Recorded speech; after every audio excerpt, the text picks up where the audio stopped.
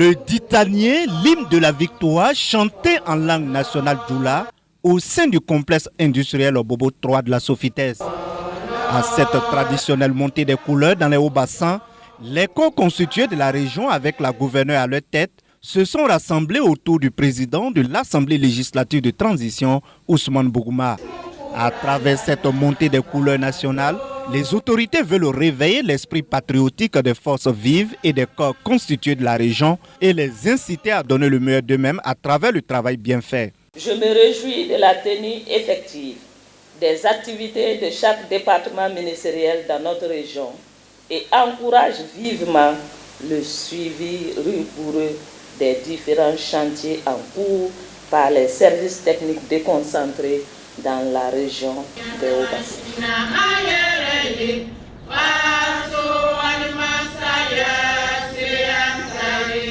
Une fois la montée des couleurs terminée, le président de l'AET a effectué une visite des installations du complexe industriel Bobo 3 de la Sofitès, du laboratoire à l'usine d'égrenage et le service de classement.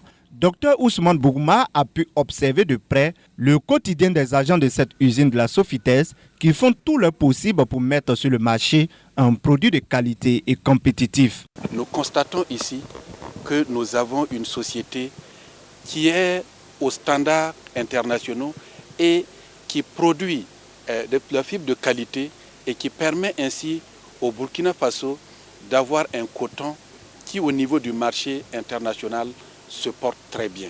Le directeur général de la Sofitès a profité de la visite du président de l'AET pour évoquer certaines difficultés rencontrées par la société des fibres textiles. Vous avez pu constater la forte mobilisation à laquelle nous avons assisté pour accueillir donc le président de l'Assemblée législative de transition.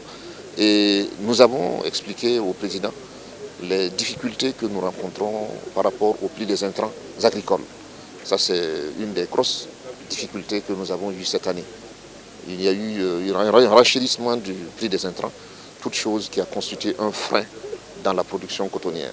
En dépit de ces difficultés, le président de l'AET salue la résilience de l'ensemble des agents de la Sofitès.